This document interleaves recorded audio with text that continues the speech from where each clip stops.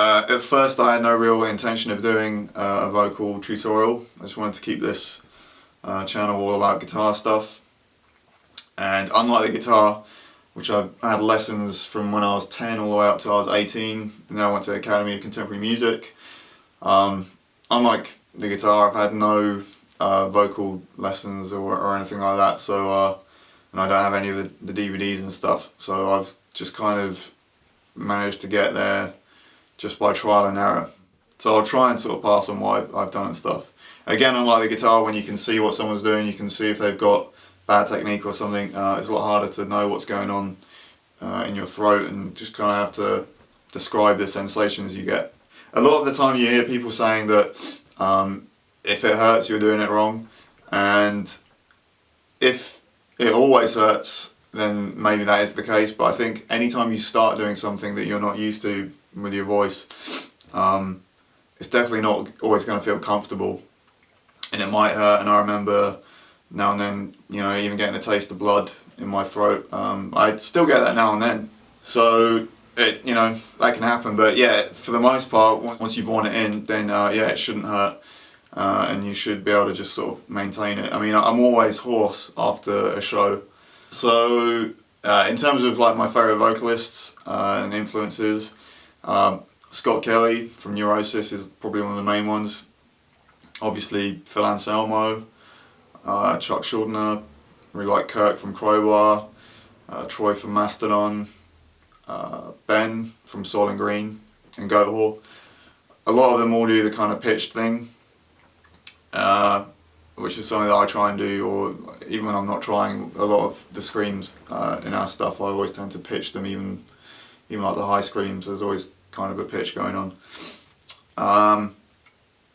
So yeah, like I say, you know, when you first start doing it, yeah, it might hurt. So I think too many people say, you know, well, if it hurts, you're doing it wrong. But when you're beginning and you're doing something completely unnatural or just something you don't do a lot, then it's going to feel, like I say, at least uncomfortable. So yeah, what I used to do when I started would be I'd drive to my girlfriend's house, which is like 15 minutes away, and just crank some tunes up and just scream along and just try and yell and figure out how to get there, how to get the sounds. And plus like 10-15 minutes a day with maybe a day or two to sort of recover. I wasn't overdoing it. I think if you stick doing like 5 or 10 minutes at a time and give it a day or two to rest, you're probably gonna just wear it in and not really get any problems like nodules and stuff. But again, I don't know how true that is. So the way that I approach it, or tell people to approach it, is imagine that you're yelling to someone, you know, like 100 feet away, or just, you know, in the distance, you know, on a construction site or something where there's a load of noise and you're yelling and you're trying to get someone's attention.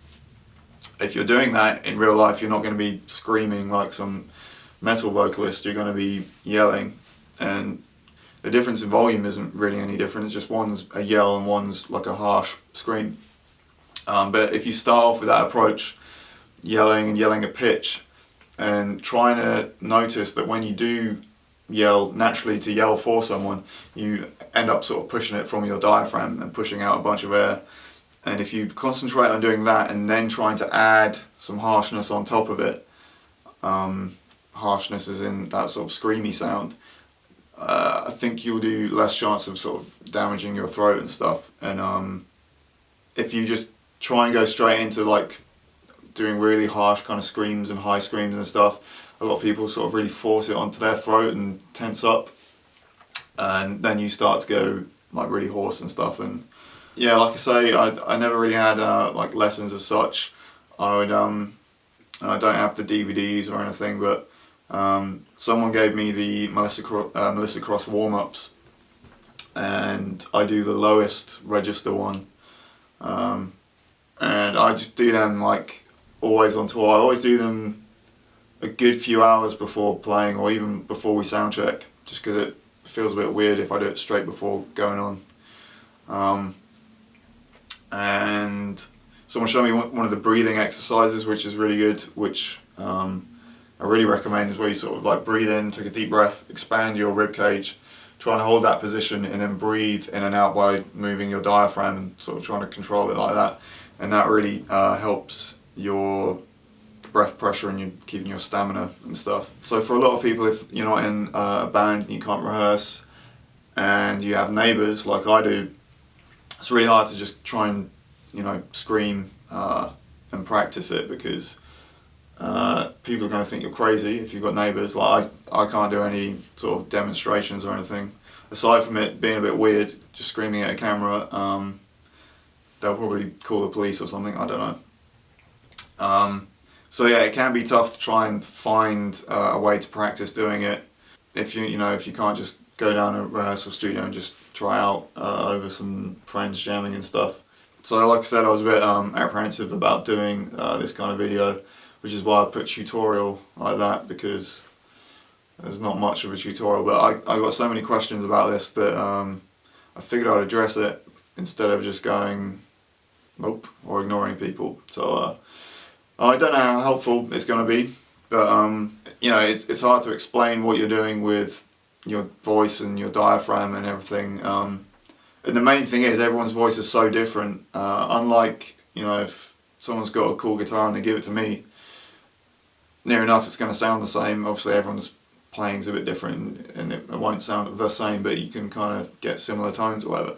Whereas people's voices are just so different, so many different registers.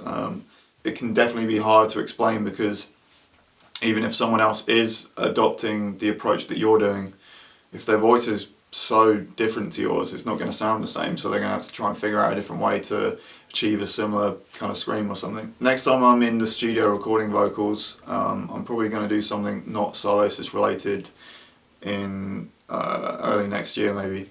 So I'll try and stick up a camera and try and get some footage, so it's a bit easier to see what I'm doing and just hear it sort of raw as it is. So yeah, hopefully it was somewhat helpful or gave you some sort of insight, but I still feel like I'm new to it myself. I am, because I've only been doing it for like 5 years or something, so I probably will end up maybe getting some vocal lessons at some point and trying to figure out what I am doing and stuff, but for the most part it's just going to be back to guitars and stuff.